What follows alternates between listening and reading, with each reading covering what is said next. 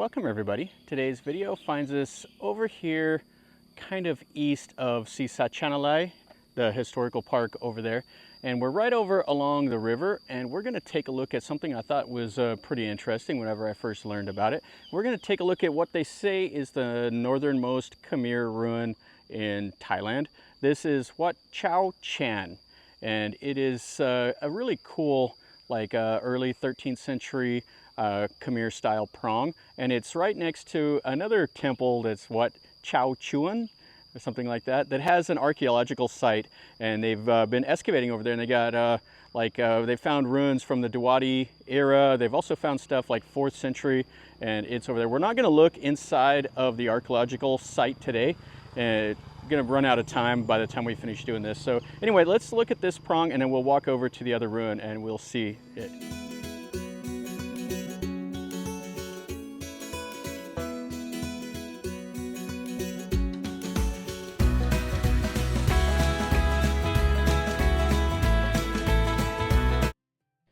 So this is the area. There's a bunch of little roads and stuff that kind of crisscross here, and some modern houses. And then over here is that Chom Chuen and the archaeological site. It has kind of a cool little square building. And then there's a small ruin here. The river is just on the other side of those trees. That would have been what made this important. And this is Wat Chao Chan. And it's just over here by itself amongst the trees. Now there's another Khmer ruin, or not Khmer, but another old temple ruin that's back here in the trees. And I don't know how to get to it. I could see some of it sticking up, but it's really dense jungle. So this is what you see here. It's a small site, but to me it's really cool in the fact that it's the northernmost Khmer ruin. I've been over to Kanchanaburi and I've seen that. I've been to a lot of temples in Thailand, as you know from my videos. So here is the hall. You can see it's got the laterite stones, and they use the laterite as the perimeter wall. This would have been built on later. This would have been either Sukhothai era or Ayutthaya era. They would have had a little balcony or a little porch here in the front, and there would have been an image. And then the perimeter wall would have been right over here. Yeah, like you can see, it's not a lot here, but the site itself is really cool. This is inside, so you would have had the square columns, and then up here would have been the pedestal with the Buddhas.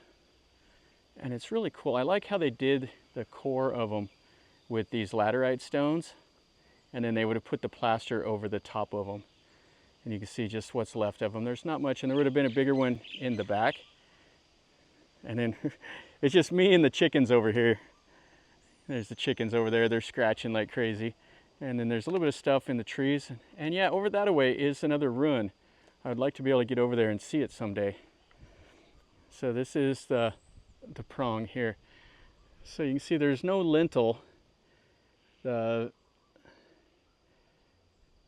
styling up above is kind of the corners, and it's all pretty much weathered away. There's a little bit of the styling down here, but the pediments are not really carved and not a whole lot to see out of it. So you can see this is the entrance to the east. That's what I was talking about, like the pediments right there. That sun's kind of in a bad spot. It's behind it over there. You can see the plasterwork here, and then you have the faux doors on. Oh, this one would have had something inside of it, but it's still the faux door. They would have had something standing right there. And then over here on the west side, you can see they have the pediments up there. With it would have had like a little naga on the corners, but they're all uncarved, or these must be new stones that they put up. And then this is on the west side here. And then this small little building, kind of interesting. Okay, so I can see now they've painted the numbers on them. So this was restored all the way to the top. So I don't know what kind of condition it was in before they did the restoration. But it's kind of cool. It's shaped just like a lotus bud with that up on the top also. But you can see like the number 8 up there. So all of those are new stones. And then they did this plastering here also. So back in the old days, these lintels would have been carved. They would have had all the figures on the pediments. Let's look in this right quick, and then we'll stick our head inside of the prong. Okay, so this is really, really cool. So this is a little mandraba, and in the Sukhothai era, they really liked to do these little buildings, and this would have had a standing Buddha inside of it. You can see the arms, the outline of the torso, and on this side the arm is completely gone, but over here you can just see a little bit of it. And then it would have went down here. Here's his feet, and this would have all had plaster. Oh, it would have been fantastic. Oh, I really like these. You see them in the Sukhothai Historical Park. There's two of them next to Wat Mahahat that look just like this. It would have been really cool. So they came back in and they restored this little building, and they restored this prong also to kind of where you can see it now. And then inside of the relic chamber. So there's not a whole lot to see in here. There's a little pedestal made out of the brick. And I don't know if this was like a Hindu shrine or if it would have been Buddha. These kind of look like maybe like the pedestals for like a Shiva. Over here, if it was built during Jayavarman VII, he was Buddhist, but there was still quite a few Hindus in the kingdom. But he converted everybody to Buddhism and redid all of the temples and stuff during the early 13th century. Okay, so let's walk over there and let's look at this little ruin and then that other one. I'm not sure what the name of it is or if this is just ruin 32. So you see there was a little chetty back here and then a hall. And the entrance, I'm not sure where the entrance is. This would have been the east side over here. So I guess over there in that corner would have been the entrance. And you have this huge tree that's kind of taken over. And there's not a whole lot left of it. It's kind of like a little bit of a rectangle, almost square.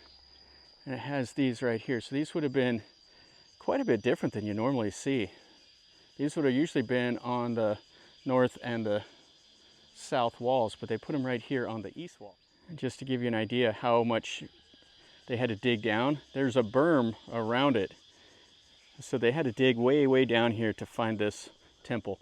And these were all used in the Sukhothai era and before the Khmer and in the early Sukhothai era.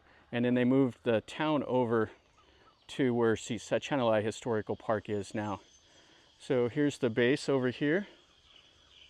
And then that tree that's growing. And then the outer wall. Not a whole lot to see here. There's just a couple big trees inside of this building. Okay, let's walk over to the last little bit over here. It looks like they had a chetty or something here, and that tree's overtaken it. And then the ruin is right here in front of us. Has the outer wall, and they had to dig down quite a bit to get to it also. Yeah, the use of the laterite stones. They quarried it and brought them over here and built all of this stuff.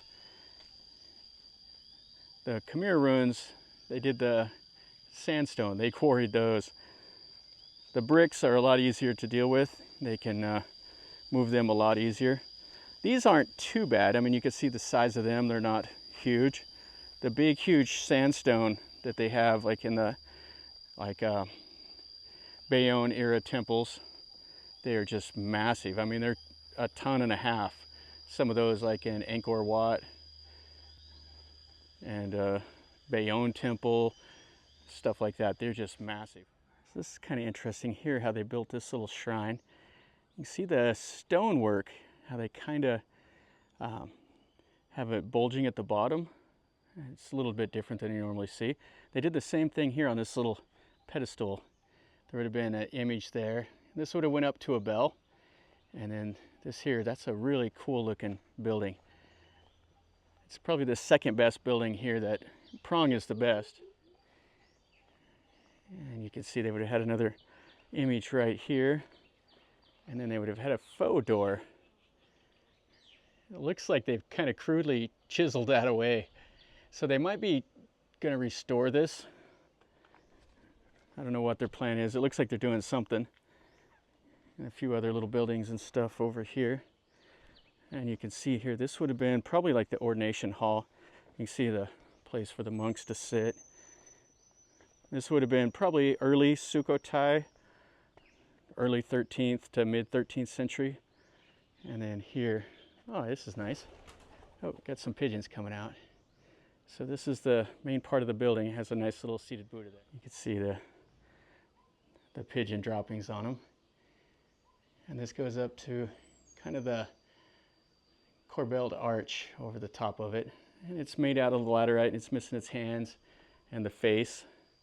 And then this is just the rest of the ruin here. And that goes into the office, the archaeological dig site. And it has two little notches. So there would have been a small image here and on this side also.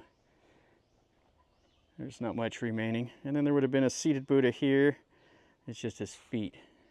And then part of the chetty and stuff is over there laying on the ground. So this is nice enough. They've restored it to the condition you can at least enjoy it, walk around here. So one more look here at this ruin. And then we'll walk over and look at the prong one more time. It's really close. It's just maybe 100 meters or so away. And this is the first one we looked at, Wat Chao Chan. Really, really cool. Yeah, I like these old prongs like this, and I really like those standing Buddhas that they did in the Sukhothai era also. All right, guys, that's going to finish up a pretty fast little video here at these two temples, Wat Chao Chan. This is really cool. I like stuff like this. This is what they say the most northernmost Khmer ruin in Thailand. And what's cool, when you go to these places, they built on top of other civilizations. So there was a site here before the Khmer, then the Sukhothai built on top of it, then the Ayutthaya Kingdom built on top of it, and now you have the Bangkok era stuff. So there's traces of other civilizations all through Thailand. And it's really cool. You get to see little bits of each one of them kind of melded together. And it really makes you appreciate the history of this region. There's so much history, and we don't know a whole lot about earlier kingdoms. I mean, we're just finding out more about the Dawati and the people before them and everything else. So anyway, I really like getting out here and walking around and seeing with my own eyes stuff like this. You know, the traces of the Khmer, the traces of the Dawati, all of that. I really like that. So hopefully you did. If you did, smash the like button. If you're new to the channel, subscribe, and then you're notified when I post stuff like this. This is the kind of things that interest me, and I go and see them and make videos of them. So if you do appreciate it, then definitely smash the like button and leave me a comment. Tell me what you think. If you've been here, if you didn't know anything about it or whatever, let me know also. And until next time, from over here in Si Satchanalai, remember, life is a journey. Until next time, enjoy.